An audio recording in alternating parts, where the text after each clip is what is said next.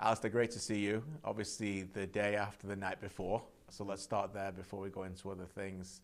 I've known you pretty well for a long time, so I'm sure you won't mind me telling you this story. But my job is to get interviews after the game. And you're just coming off playing a high-level pressured semi-final, and then you have to come over to me right afterwards. And I know you were biting your tongue, but what's that like as a player and that personality that you have to kind of find to just switch off, and then you've got people like me sticking a microphone under your chin a minute after a match like that? Yeah, look, it's difficult. And you were right in the tunnel too. I literally stepped off the grass, and the next step I saw our head of media, John, ushering me towards you guys, and I was like, oh no, this is going to be difficult not to say something. But again, you have to go for kind of the 100 down to 70, as Jesse likes to say when we get in the attacking third, but you have to do that as well, and just leave it out in the pitch and remind yourself, okay. And it was difficult actually, because I just came off the pitch and you're still trying to process exactly what happened out there and then to try and put it into words. So I think right when you come off the pitch, you often have a very emotional response. And at the same time, it's probably a little heightened. Whether it's never as good as it seems, it's never as bad as it seems. So, just tried to focus myself a little bit there and kind of get across the message that I thought that I really wanted to get across from that match. And again, it was difficult. I haven't actually seen exactly what I said to you was. You were good. You were always measured. I was okay. I was measured. Okay, that's a good sign. Always measured, but 18 hours or so since you had a little bit more time to process it, as you said. Yeah. What are your reflections? Yeah, again, probably actually pretty similar to what it was when I came off the pitch initially. Yeah, it was a difficult game, a frustrating game. And again, when you see how our style of play is that as we keep games close, especially against these top teams, we can really push on the second half. I think that we've shown that under Jesse's kind of spell so far. So obviously giving up a kind of a freak goal a minute into the game, we looked a little discombobulated, but you look at it back. I mean, it ricochets off like 3 shins, and all of a sudden, arguably the best striker in the region is through on goal, and great finish, fair play to him. And then, I thought we did a really good job, and Jesse touched on this as well, is that when you look back at some of our previous performances that, when an early goal kind of rocked us, you think back to the Netherlands or some other match like that, we kind of all of a sudden became really individualistic, kind of all over the park. But I thought that we actually narrowed it up, became compact, didn't give them much for the rest of that half, and got through it and, started to dictate and play the game that we wanted to play. But at the same time is that we really didn't create enough goal-scoring chances, clear-cut chances. There was definitely still some moments, but we know this region. It's difficult. It's knockout football. If you're not going to keep a clean sheet, then you're going to need to be pretty lethal on the other end of the pitch, and we weren't that on the day. So look, penalty, no penalty, we still had 90 minutes to sort it out. It wasn't our best game. I think we all know that, but thankfully we do have another chance here on Sunday. Although we won't be playing for a Nations League title here, we do have another big match to kind of lick our wounds and go back at it again. You won't lift the trophy on Sunday, but you get to play a wounded team. You get to play a team you know well. It just happens to be called the USA as well. And by the way, you have arguably your strongest squad here, and you may not have that for a number of months after this match. Does that all elevate what is still a really important game Sunday? Yeah, I think that you look at this from both sides of the coin, from our team and from their team. It's a must-win. Coming off of disappointing semifinals for them, obviously losing at home. Panama is probably one that they would have expected to get a result. Us, obviously, with a really difficult Mexican team still, we fancied ourselves going to that match.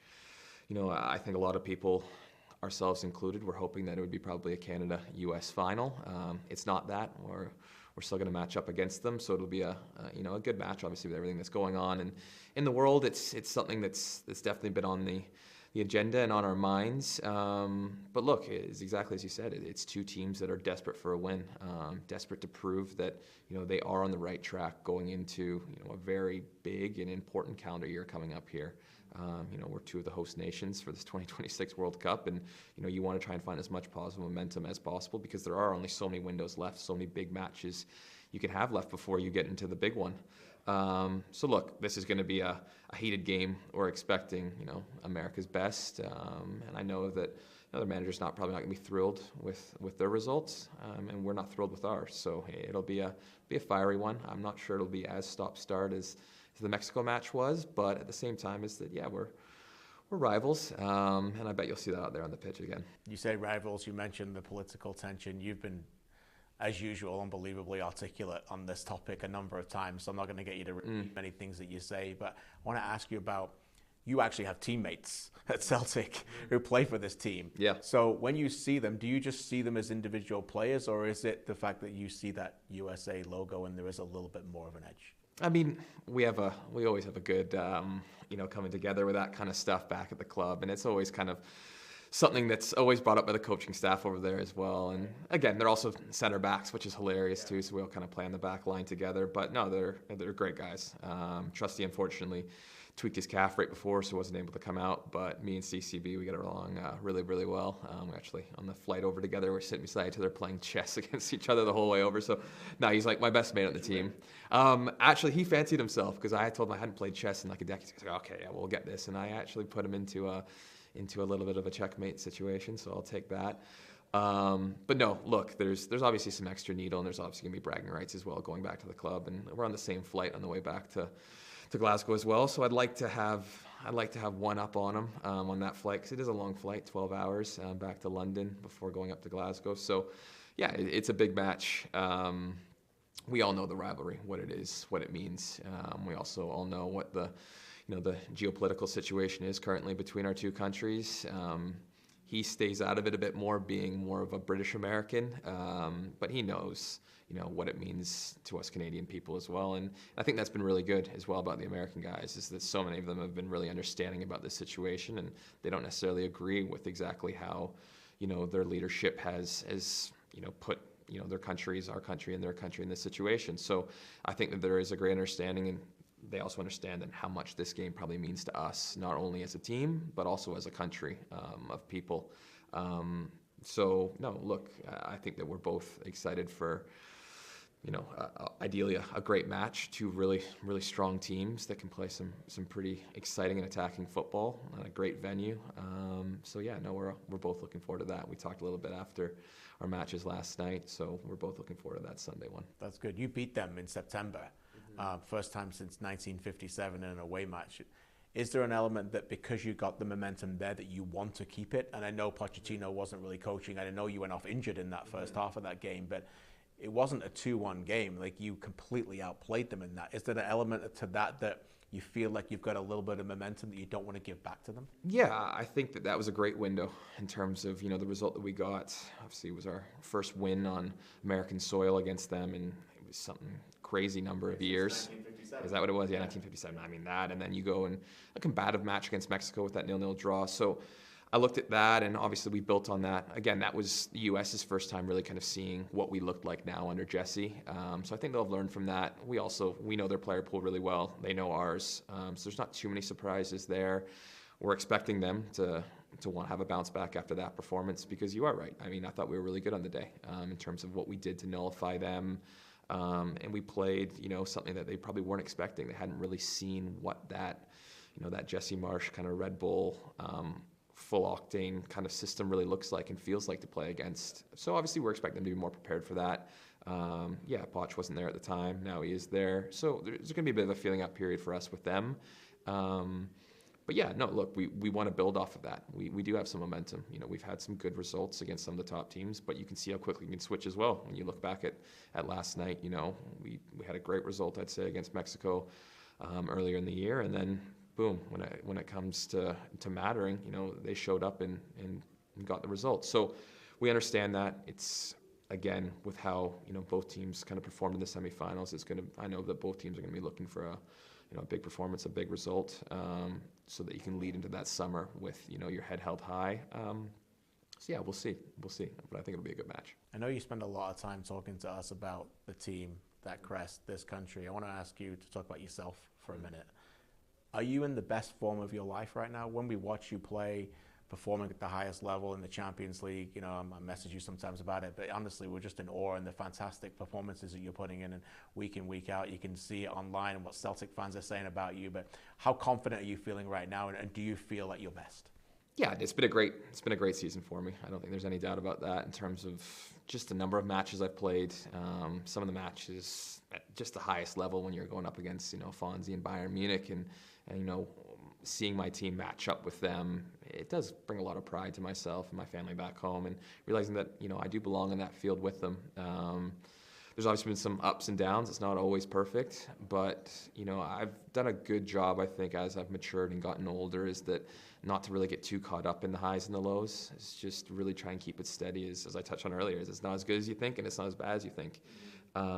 So that even when there are periods where, the results aren't necessarily as good as we'd like, and it's been exactly that with Celtic over, the past month. It hasn't been as easy as, the start of the season had been particularly. But at the same time is that, we're getting through that patch. Same here with Canada, it's not always going to be easy the first half. I mean, the ref felt like he wanted to send me off at any possible moment. But, you just got to get through that. And that's something that I think I've learned and I've matured on the pitch and off the pitch in terms of, dealing with that kind of stuff. So when I really kind of sit back and hopefully get a little bit of a break at some point this year and kind of just look back on the year, I do think it'll be probably my most successful, calendar year or so of professional football, and that's something that I'm pretty proud of. And hopefully then moving into the next year, it can even be even better, because that next year it's going to be, a World Cup year. So it's been a pretty exciting time for myself, and I'm just continuing to try to push myself, kick on from there, and see what the limit I can reach. That's kind of the plan for me. You said about the break, and you deserve it. I think you're going to get married as well soon as well, so congrats on that. But you'll probably reach almost 200 games played in the last 4 seasons by the time this one's ended, which is a remarkable number. But when I look at your career, I think that's probably been the most reasons for the success. The fact that you're playing all of the time. And Alistair, you've probably seen it. The rumors are out there, potential transfers to other clubs, and is that in your mind when you think about that hold on, like, I'm playing every game week in, week out right now? There's some players right now in your national team who aren't doing that right now. We've seen a little bit of struggle with that. Is that part of the thought process here about being content that you play every game? Yeah, I think at the end of the day, as a professional player, you just want to be playing. Obviously, you want to see what level you can reach, but most important is that it doesn't matter what club you're at. You're not going to be happy if you're not playing. You're a footballer at the end of the day. You're a competitor. You need to be out there. You want to feel like you're contributing. And I've been lucky enough ever since I came into the MLS. Nashville kind of threw me into the deep end, and pretty much since then I've been nonstop. It feels like every week I've been playing a match of football. And as you touch on, it's going to be around 200 matches in a 4-year spell for me. My legs feel it, that's for sure. My fiance knows it, because I think my honeymoon, actually, it's the wedding, and I'm going straight to national team camp the following day. So that kind of sums up, just how my professional career has been. But I wouldn't really want it any other way. I think that that's something that, you got to enjoy. You got to love playing football. And when you do enjoy it like that, you just want to be playing week in, week out. And I've been lucky enough, again, all the places I've been, lucky enough to kind of chisel out a spot and make myself useful and helpful to a degree. And lucky enough, I'm at a club right now like Celtic, which is just an unbelievable institution, really a footballing institution, a worldwide brand. And, I'm a significant contributor to that team. I'm an important piece of that, and that's something that's not lost on me at all. And again, I've really enjoyed my time there. I enjoy winning. I enjoy playing. And again, it's something that when you come back to the national team, it's so important that you're playing week in, week out, because we have had guys that off the back of their success with the national team have gotten moves. And you haven't necessarily hit the ground running, because that's what it's like. When you go to these top leagues, these top teams, it's not supposed to be easy. There is deep competition at every single position. And again, then, that can potentially hurt, your national team prospects as well. And we're getting to that point now, which I'm happy about with our national team. I think you can see it, obviously. If you're a striker and you're not scoring goals, well, look, there's 2 more dual nationals that just came in that want to play for Canada. And there's going to be, now we're growing that player pool of not only top-end talent, but also just sheer numbers, where we're going to have enough that if people aren't playing, we're not playing at their best, that we're going to be able to call in other players. So that's something that definitely weighs on my mind as well. And look, I'm lucky. I'm really lucky to be at a club like Celtic, competing for trophies, playing in the Champions League, and playing week in, week out. I've got it pretty well sorted, considering 5 years ago, I was, I think, playing playing for Wake Forest University. So it's come a long way. 5 years from League One Ontario to the UEFA Champions League, my friend. They can't say many people can say that. Last one for you then, knowing what it's like to win, and you say competing for trophies, you're winning trophies, you're going to go home and win another league title here very soon. We'll be delighted to see you lifting that trophy again. Knowing what it takes to do that mentality. Last one for you now then is this game on Sunday, the next camp after that, September, the European. There's not many things left between now and the World Cup. As a leader in this team, what do you still need to see to take the next steps going forward with this national team? Oh, that's a great question. I think for me, it's that obviously having that experience that we now have within the group in terms of so many guys having so much experience under the belt of playing big matches with their clubs at a high level, and then also when you mix in, the Copa America experience, what that gave to the entire group in terms of playing knockout football against some of the top countries in the world. I think when you have that, you can lean on that when times get difficult. Because I look at that Mexico match, for example, last night, you concede a goal a minute in, 45 seconds into the match. The crowd is 99% pro-Mexican. The crowd's going crazy. That could easily have gotten out of control. But you look now and you see the spine of the team, and no one looked, completely, out of sorts. Everyone kind of got it together. And instead of that becoming 2-3-0 before halftime and you're just clawing on, we then found a way to, okay, let's get compact. Let's narrow this up. We're fine. We'll settle down. And again, that only comes with experience. You can't fake that. That's something that you need to just have done and lived and felt the hardship of when it goes wrong, and then have done, made the proper steps, made the proper corrections to build on that so that you have that actual foundation so that when that kind of stuff does happen, you can stay in the match. And I think that that's a perfect example of it. I mean, we were in that match. I mean, it takes a Raul Jimenez free kick from, 30 yards, which, it's an unbelievable hit to, take the game a little out of our hands. But that's what I kind of think when I think of this team maybe 3 years ago or 4 years ago when I came to the program. I'm not sure where that game would have gone. So I think that that's a great sign in terms of the steps that we're taking. And again, we're going to have lots of really good tests here in this next 12 months leading in the World Cup. We're going to play some big teams. We're going to play some good teams in some difficult environments. And that's what you need, because we know, even though there are going to be home matches in the World Cup, hopefully in the group stage, they're not always going to necessarily feel like home matches. Depends on who you draw. So we need to be ready that, when there's that heightened emotion, to still stay calm, stay in it, no matter what's going on. Just keep playing our game, stick to our guns, and that we can be really competitive. We can cause fear and put fear into other teams. I think that that's something that we've shown steps. But again, when you look at the teams that win the trophies, the Argentinas of the world, they don't get fazed by anything. So now it's obviously, that's a whole nother level altogether. These are the world champions for a reason.